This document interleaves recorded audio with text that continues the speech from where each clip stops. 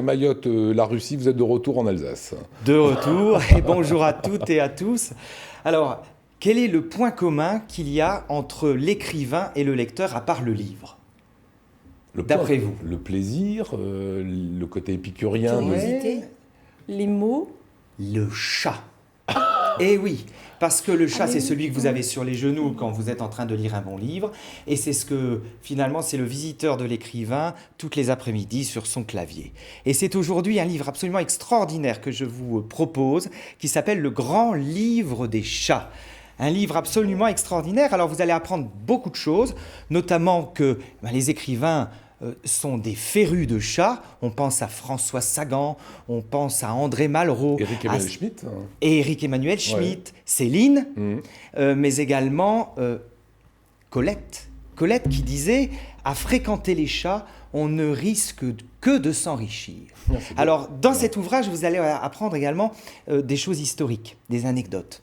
Notamment Louis XIV qui avait interdit que l'on jette le chat dans les bûchers de la Saint-Jean parce que... Quelle horreur. Oui, parce que son ministre, le cardinal de Richelieu, en avait 14 et qu'il était absolument passionné par ces petites bêtes de tous les poils. Alors, l'ouvrage, c'est 80 chats, 80 races. Vous allez apprendre énormément de choses sur aussi la façon de les soigner, de les nourrir. Également, beaucoup de détails sur les origines de ces différents chats. Alors, on a parlé dans le JT tout à l'heure, si on n'avait pas les moyens de s'offrir un chat à Noël ou d'en adopter un... Pour l'abandonner quelque temps après, c'est ça l'angle. Hein. Eh bien, offrez-vous cet ouvrage qui va calmer en tout cas vos envies et vous allez voir, vous allez passer un excellent moment, vous allez le picorer tout au long de l'année. C'est d'ailleurs ce que j'ai voulu faire sur l'ensemble des ouvrages que vous avez ce soir. Autre ouvrage, on passe des chats à quoi ? À l'art roman. C'est complètement différent. Ouais. Mais c'est ça l'éclectisme de la chronique à la page. Alors là, on va se retrouver avec toutes les vieilles pierres. Avancez, franchissez la porte. La lumière se fera en marchant. C'est en fait ce que résume l'avènement de l'art roman. Alors j'ai été retrouver mes cahiers de CM1. Vous savez, parce que c'est en CM1 que ça se passe. On découpait les schémas et on mettait l'art roman en face de l'art gothique avec, vous savez, le petit tube de colle jaune. Et j'ai retrouvé la colle U. Voilà, c'est ça. Et finalement, ces deux auteurs vont vous faire revenir en classe de CM1 avec un peu plus de détails, bien entendu, et vont vous faire voyager dans le monde. Parce qu'on va se retrouver avec des chefs-d'œuvre absolument extraordinaires. Je pense notamment à l'église polychrome Saint-Michel de Murato en Haute-Corse. Regardez-moi ce bâtiment qui est absolument magnifique, et si vous allez en Corse cet été, il y en a beaucoup d'Alsaciens partent en Corse. Ne ratez pas ce joyau de l'art roman, et puis déplacez-vous dans les chapiteaux de l'église Saint-Pierre à Aulnay où l'éléphant représente le symbole du baptême. Bref, vous allez avoir une véritable balade dans le monde entier. Dommage que l'Alsace ait été oubliée dans ce livre, oubliée volontairement peut-être par les deux auteurs, mais vous allez vraiment découvrir, vraiment dans le monde entier, ce qu'est l'art roman, donc à l'échelle mondiale.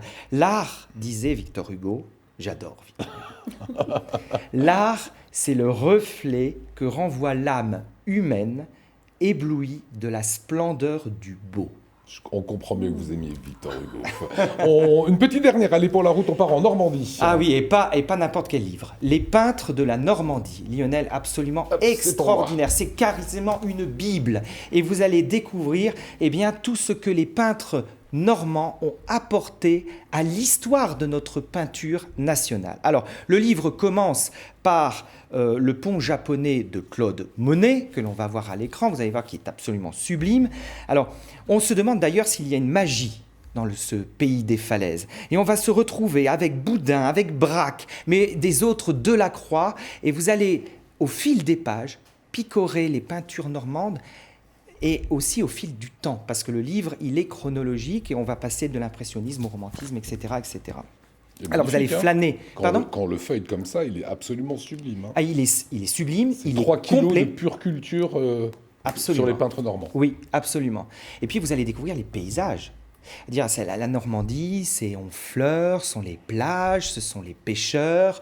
Voilà, comme à l'écran, là, de nouveau, encore une très très belle illustration des falaises. Et puis vous allez aussi avoir l'intérieur, la Normandie, vous savez, les bocages, ce pays qui est si cher à Charlotte Corday, hein, c'est la personne qui a assassiné Marat dans sa baignoire, qui est la personne normande par excellence.